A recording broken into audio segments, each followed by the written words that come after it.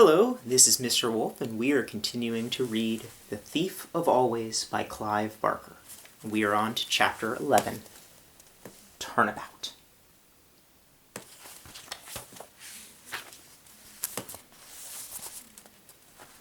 Neither Wendell nor Lulu was around the following day. Mrs. Griffin said she'd seen them both before breakfast, and then they'd disappeared, so Harvey was left to his own devices. He tried not to think about what had happened the night before, but he couldn't help himself. Snatches of conversation kept coming back, and he puzzled over them all day long. What had Jive meant, for instance, when he told Harvey that turning him into a vampire was not so much a game as an education? What kind of lesson had he learned by jumping off a roof and scaring Wendell? And all that stuff about soul stealers and how they had to be served. What had that meant? Was it Mr. Hood that Jive had been speaking of, that great power they all had to serve? If Hood was somewhere in the house, why hadn't anyone, Lulu, Wendell, or himself, encountered him? Harvey had quizzed his friends about Hood, and had the same story from them both. They'd heard no footfalls, no whispers, no laughter. If Mr. Hood was indeed here, where was he hiding, and why? So many questions, and so few answers. And then, as if these mysteries weren't enough, another came along to vex him.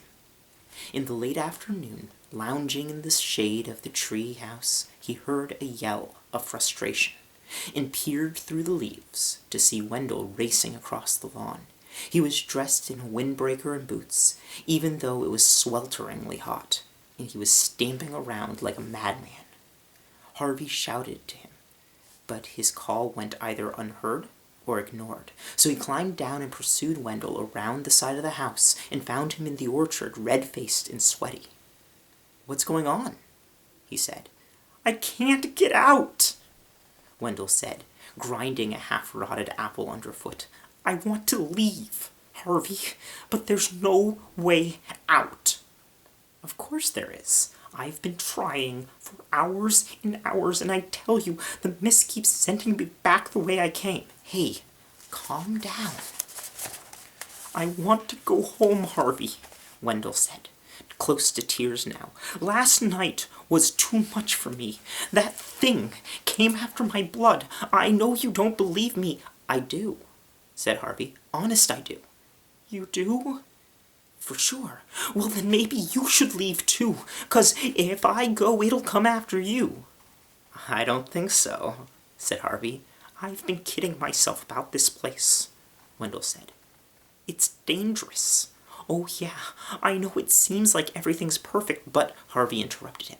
"Maybe you should keep your voice down," he said. "We should talk about this quietly, in private." "Like where?" said Wendell, wild-eyed. "The whole place is watching us and listening. Don't you feel it?" "Why would it do that?" "I don't know," Wendell snapped. "But last night I thought, if I don't leave, I'm going to die here. I'll just disappear one night, or go crazy like Lulu." He dropped his voice to a whisper. "We're not the first, you know? What about all the clothes upstairs? All the coats and shoes and hats? They belong to kids like us." Harvey shuddered. Had he played trick-or-treat in a murdered boy's shoes? "I want to get out of here," Wendell said, tears running down his face. "But there's no way out." "If there's a way in, there must be a way out," Harvey reasoned. "We'll go to the wall." With that he marched off, Wendell in tow, around the front of the house and down the gentle slope of the lawn. The mist wall looked perfectly harmless as they approached. "Be careful," Wendell warned. "It's got some tricks up its sleeve." Harvey slowed his step, expecting the wall to twitch or even reach for him, but it did nothing. Bolder now, he strode into the mist, fully expecting to emerge on the other side. But by some trick or other, he was turned around without even being aware of it and delivered out of the wall with the house in front of him. What happened? He said to himself. Puzzled, he stepped back into the mist. The same thing occurred. He went in and out. He came again, facing the opposite direction. He tried again and again and again, but the same trick was worked upon him every time, until Harvey was as frustrated as Wendell had been half an hour before. "Now do you believe me?" Wendell said. "Yep." "So what do we do?" "Well, we don't yell about it," Harvey whispered. "We just get on with the day. Pretend we're giving up leaving. I'm going to do a little looking around." He began his investigation as soon as they got back into the house by going in search of Lulu. Her bedroom door was closed. He knocked, then called her. There was no reply, so he tried the handle. The door was unlocked. "Lulu?" he called. "It's Harvey."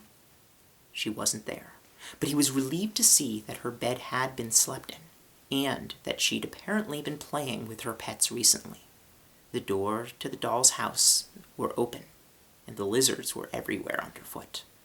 There was one strangeness, however.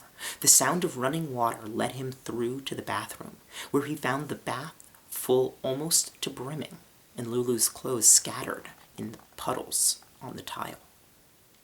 "Have you seen Lulu?" he asked Mrs. Griffin when he got downstairs.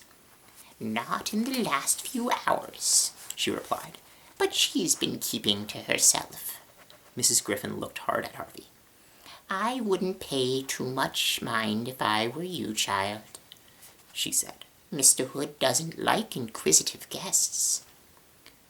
"I was only wondering where she got to," Harvey said. Mrs. Griffin frowned. Her tongue worked against her pale cheek, as though she wanted to speak, but didn't dare. "Anyway," Harvey went on, deliberately goading Mrs. Griffin, "I don't believe Mr. Hood exists." "Now you be careful," she said, her voice and frown deepening. "You don't want to talk about Mr. Hood that way."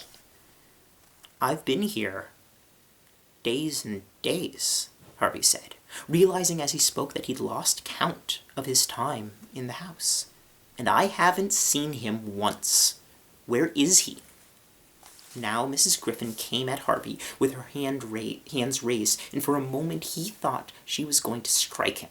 But instead, she took hold of his shoulders and shook him. "Please, child," she said, "be content with what you know. You're here to enjoy yourself for a little time, and child, it's such a little time. It flies by. Oh, Lord, it flies." "It's just a few weeks," Harvey said. "I'm not going to stay here forever." Now it was he who stared at her. "Or am I?" he said. "Stop," she told him. "You think I am here forever, don't you?" he said, shaking off her grip. "What is this place, Mrs. Griffin? Is this some kind of prison?" She shook her head. "Don't tell me lies," he said. "It's stupid. We're locked up here, aren't we?" Now, though she was shaking with fear from head to foot, she dared to make a tiny nod of her head. "All of us?" he asked. Again she nodded. "You too?" "Yes," she whispered. "Me too. And there's no use. There's no way out. Believe me, if you try to escape again, Karna will come after you." "Karna," he said, remembering the name from the conversation with Jive and Mar. "He's up there," Mrs. Griffin said, "on the roof. That's where the four of them live. Ritkus, Mar, Karna, and Jive. You know." "I've met them all, but Karna." "Pray you never do," said Mrs. Griffin.